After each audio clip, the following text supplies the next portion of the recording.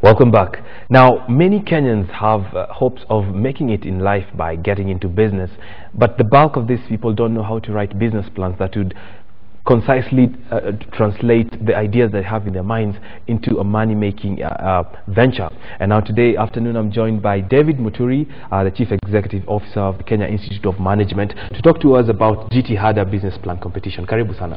Thank you very much. What exactly is JITIHADA doing? Thank you very much, Bonnie. JITIHADA is about business planning. Indeed, I must start by thanking the government of the Republic of Kenya, particularly the Ministry of Industrialization, because it is the ministry that has sponsored this very noble idea. And the whole issue is encouraging entrepreneurs to put their business plans into paper, because it is against the background of that once you put something in, once you have a vision, if you put the vision into paper, it becomes even easier to share that vision.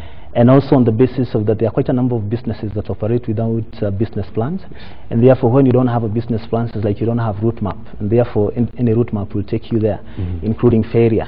And therefore this initiative is meant to encourage the business people, the entrepreneurs, not just the young entrepreneurs, but any entrepreneur, to put their business plans into paper. Now, just looking at trends, how have we been performing as a country? If you look at Kenya's entrepreneurs, in terms of statistics, if you have them, do we have what numbers use business plans, and what numbers just go into business ad hoc? I think one of the most indicative figures is that about 90% of businesses fail before they are 3 years old. And you will find that based on the experience that you've had from JITIHADA 1, on a closer look or interrogation of some of those business failures, you'll find that it's because they did not have a business plan, and therefore they were not very clear about what they were getting into. So sometimes they get into success that overwhelms them. So it does not mean that they're not necessarily successful, but sometimes success can be overwhelming, and therefore you can create a business that pushes you to your highest level of incompetence because of lack of adequate planning. So we, like I said, it is a very noble initiative by the Ministry of Industrialization. After realizing this gap, coming up with this initiative that is meant to help the entrepreneurs to put their plans on paper. And this is the second phase. We have had the first phase. In the first phase, you're able to help about 2,400 entrepreneurs put their businesses. Their business ideas into paper in form of a business plan. When you say you've been able to help, what exactly happens? The process of the JITIHADA is that we encourage, or we advertise and we encourage entrepreneurs to submit draft business plans, which we then assist them through the various business advisors that we have through the Kenya Institute of Management and our partners, the Jomo Kenyatta University of Agriculture and Technology. So those draft business plans are workshopped, they are panel beaten between the business advisor and the entrepreneur, with the intention of coming up with a workable business plan. The fact that we have a competition is a sweetener in the sense that the best business plan is awarded. Number one is awarded 1 million shillings, the runners up 750 and 500,000 shillings. That is more of a sweetener than the real purpose of the whole initiative. So we assign the entrepreneurs who have submitted their business plans to the business advisors. Then they are helped to panel beat the plan, and at the end of it, they end up with a plan that is workable. The business advisors, where do you fetch them from? Are they from the private sector, from the government? We draw the business advisors from the private sector. We have people who are interested in mentoring people.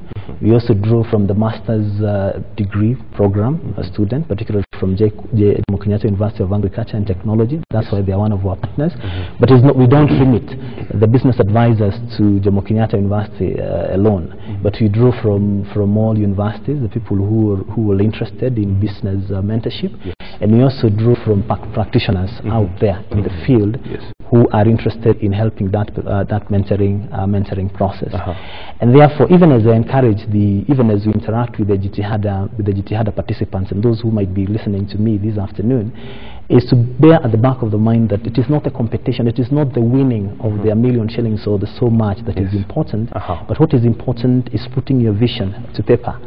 And you'll find that the greatest achiever and the greatest beneficiary out of this process may not necessarily be the person who will win an award, but is the person who will consistently implement the business plan that has been agreed upon. In addition to the business planning, we also provide after competition training. Like you just now going through the 5-day training. We train 800 of them. We are in the process of training right now. We from this week we are in Eastern, Western Nyanza and Rift Valley. We had last week dealt with the other provinces. We had structured this particular initiative through the provinces because that is the dispensation that we had, and it is what you're following up because you're just coming to a close. Now, just to cut you short, Muturi, of course, what you're doing is excellent work in terms of imparting this knowledge. But as a Kenyan culture, where do you think is the disconnect? How come our education system is pretty good compared regionally, but why don't we have a culture of putting our thoughts and business ideas on paper? I think we can start a little bit further from there. We say, why is it that there is no culture of businesses or entrepreneurship? And you see, much as like you said, I agree with you, education system is very good, and we get very good graduates, I would say, but everybody is geared towards employment. Nobody really goes to school with the thought of starting their own businesses, and I think it's a socio-cultural orientation. That is, even when you go to school, you're told that read hard or work hard so that you can get a good job. You can get a good job, and therefore the idea of starting a business is usually felt like it is left to people to the being educated are just people prepared for the market, for the job market, not for the market because the market will include entrepreneurship, but for the job market and employed for that matter. And therefore, in terms of our orientation, is that you'll go to business once you have failed to get a job, and therefore even as you're in there you have half, and that's why, in spite of the fact that you may have even the knowledge of business planning, you really don't implement it full throttle because your mind is, when will I be able to get a job? Of course there are exceptions to that rule, and also that is what you're trying to impart now. You are mitigating it from the end point. How then do we intervene from an early point to ensure that if the problem is indeed in our the wiring of our education system, how then do we mitigate to ensure that the final product comes ready for business? Well, I wouldn't say that you're starting from the end point. I mean, you can look at it from different ways. If I'm able to create a successful entrepreneur, if you're able to create this 3,429 into successful entrepreneur, that is a testimony in itself. It will be a great message to the students who are in the universities and in colleges and other places of learning that it is possible. So I think the most important thing is that knowledge of the fact that it is possible. Because even if you look back and look at where that culture came from, it was possible that if you went through school, education empowers you, and once it empowers you, you're able to get a job. So even in this case here, it's the same, and they could see success stories of people who are in big and great jobs, and which we can say maybe even at that time jobs were more readily available. Now, fast forward to now, if we can be able to create entrepreneurs who are really successful and are seen to be successful, then it becomes quite a huge testimony to the students and the people who are going to school to say that I know that I have two options. So I can get employed. You are having beyond just the training is also the inspiration of it. Exactly. Okay. All that thought we'll come back to you later on, but just now we want to give you a quick look at how your money is performing at the Nairobi Stock Exchange, Nairobi Securities Exchange rather. The all share index is at 76.72, while the 20 share index is at 3,554.46, an all-time high right there. Looking at market capitalization, currently we are at 982.39, while the shares traded as at now are at 21,750,200 shares. A close look at how the day's top gainers are. Mumia's Sugar still up 9.91% at a share price of 6 shillings and 10 cents. Kind General is up 4.81 at a share price of 27 shillings and 25 cents. While British American Investment is up 4.21 at a share price of 4 shillings and 95 cents. Marshall's East Africa is also up 4.17% at a share price of 12 shillings and 50 cents, while Scan Group is at 2.62% up at a share price of 49 shillings. Close look at the day's top losers now. Olympia Capital is down 9.33% at a share price of 3 shillings and 40 cents. Ravi Pingo Plantation is also down 7.74. CFC Insurance down 3.29, while Bamburi Cement is down 1.33, and that's how your money is doing. Now, Muturi, we are of course operating in an environment of high interest rates. If these people who are putting their ideas on paper are to implement those ideas, then they need credit. What's the suggestion from your end as an organization, as a body running this? What are the kind of interventions you're suggesting in terms of accessing affordable credit? I would say that in terms of resources and funding, yes, they follow good ideas rather than the other way. It is once you have a good idea, you'll find that you'll have a lot of funding and resources coming your way. Because much as you're saying that we have the high interest rate, and it's true, if on the other hand you look at the kind of interests that Kenyans usually have in terms of buying shares, like when you have an issue, an IPO, you'll find that there are lots of people with some surplus funding out there who will be interested to put them into some good investment ventures, and who may not necessarily have the business skills nor the time to get into the business.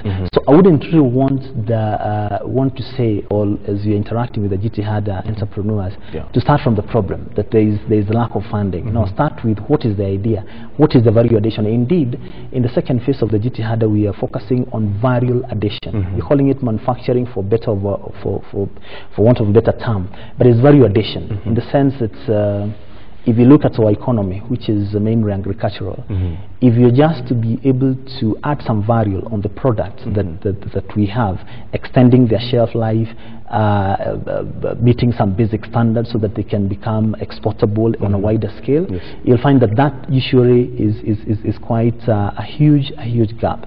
And therefore the second phase is encouraging that particular aspect. So back to your question, if you're to have a good idea and commitment for that kind of an initiative, you'll find that there are many farmers out there whose crops go to waste. There are many other, quite a number of products that would otherwise be put into better use if you extended their shelf life.